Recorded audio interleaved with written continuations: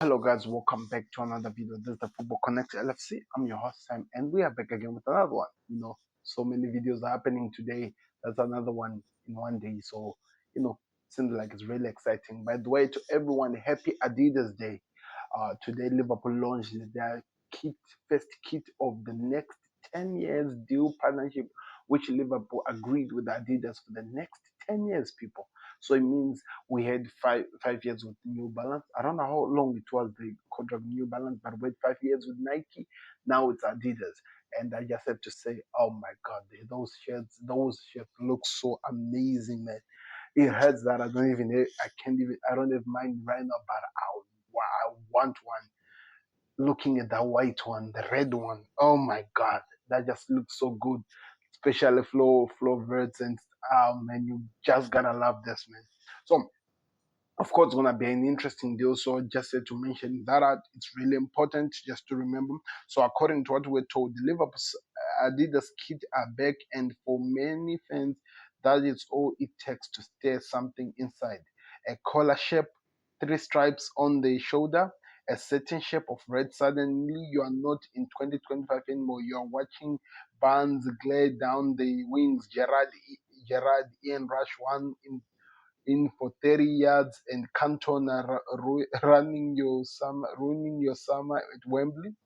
All those things just come back because we have history with Adidas. We have so many players who have been wearing this, like the Ian Wright, the ones we are talking about, is just amazing.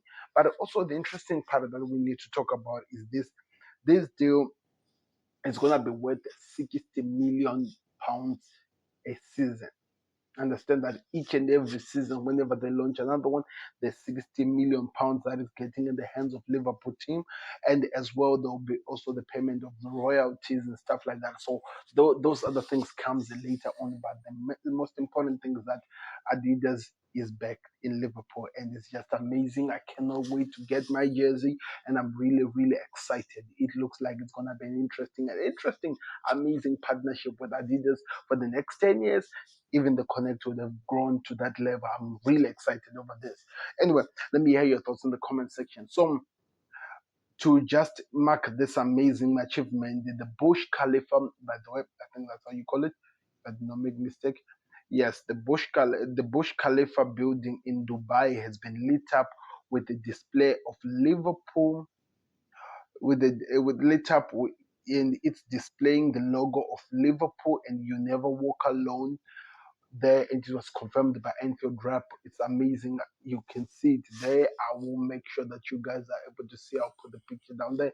It's just amazing. That's exactly what's happening. Adidas and Liverpool are back together.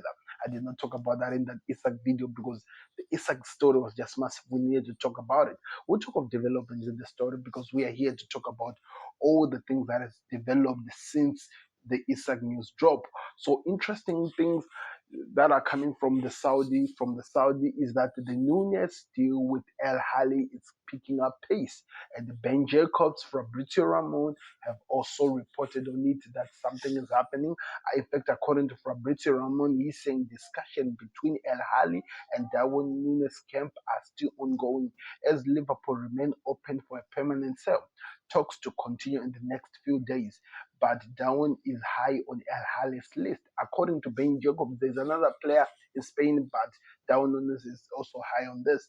And Ben Jacobs even gave more into explaining in details. He talked about the importance of how El Nasser were also trying to get this deal done, and also how things pivoted from the El Nasser situation to El Hali, because Liverpool could not sell Darwin Nunez at El Nasser in January because they were working on to try to win the league. So they felt like it was more important to keep Darwin Nunez at the club rather than to lose him, and maybe might have affected them during the season. And it was clear, but he helped that somehow, some way he could in that season, even though not so much. But at the moment he was called upon, he was always there. So that's why that did not happen. Santi also reported that El Hale are still in talks with Nunez camp. The Uruguayan striker is among Saudi's preference options. Then also a journalist in Saudi Arabia called the LCL, is it see if something said that Saudi side Al Hali have submitted an official offer to Liverpool for striker Darwin Nunez, and it was also confirmed that that was the purpose of this, and it's really really amazing to see how the situation will play out.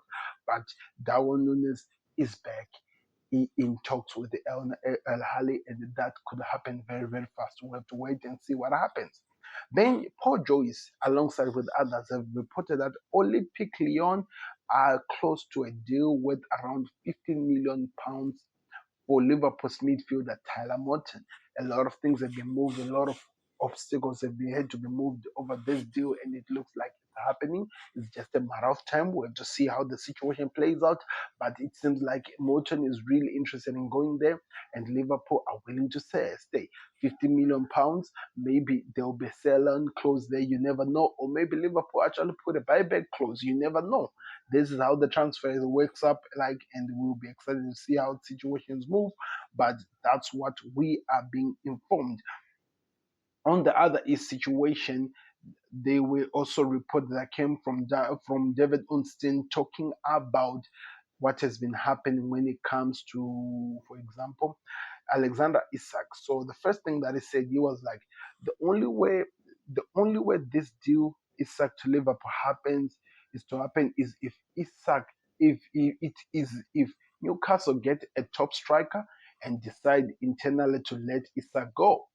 Or he also said Newcastle rejected Liverpool's bid for Isak, explains which explains reports suggesting no second offer has been planned. However, Liverpool remain calm and understanding it's early in August and there's still time. There is